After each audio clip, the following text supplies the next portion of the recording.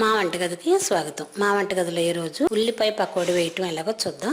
దానికి కావాల్సిన పదార్థాలు: శనగపిండి 1 కప్పు, ఉల్లిపాయలు 4-5, పచ్చిమిర్చి 2, కరివేపాకు కొంచెం, పసుపు 1/2 టీ స్పూన్, ఉప్పు రుచికి తగినంత, కారం 1/2 టీ స్పూన్, నూనె డీప్ ఫ్రైకి సరిపడా, బియ్యపిండి 2 టేబుల్ స్పూన్లు.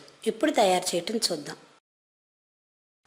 ఒక బౌల్ తీసుకొని దానిలో ఒక ప్లేట్లో సన్నగా కట్ చేసిన ఉల్లి ముక్కలు, పచ్చిమిర్చి ముక్కలు, కరివేపాకు, రుచికి తగినంత ఉప్పు, 1 టీ స్పూన్ కారం, కలర్ కోసం 1/2 టీ స్పూన్ పసుపు వేసి వీటిని బాగా కలుపుదాం.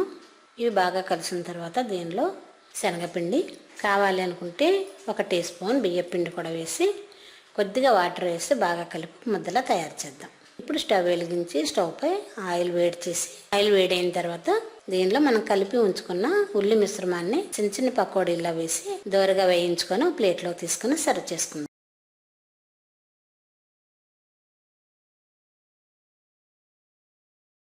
మా వంటగదిలో ఎంతో రుచిగా ఉండే సింపుల్గా అయిపోయే ఉల్లి పకోడీ రెడీ. మరిన్ని వంటల కోసం మా వంటగదిని సబ్స్క్రైబ్ కాగలరు. ధన్యవాదములు.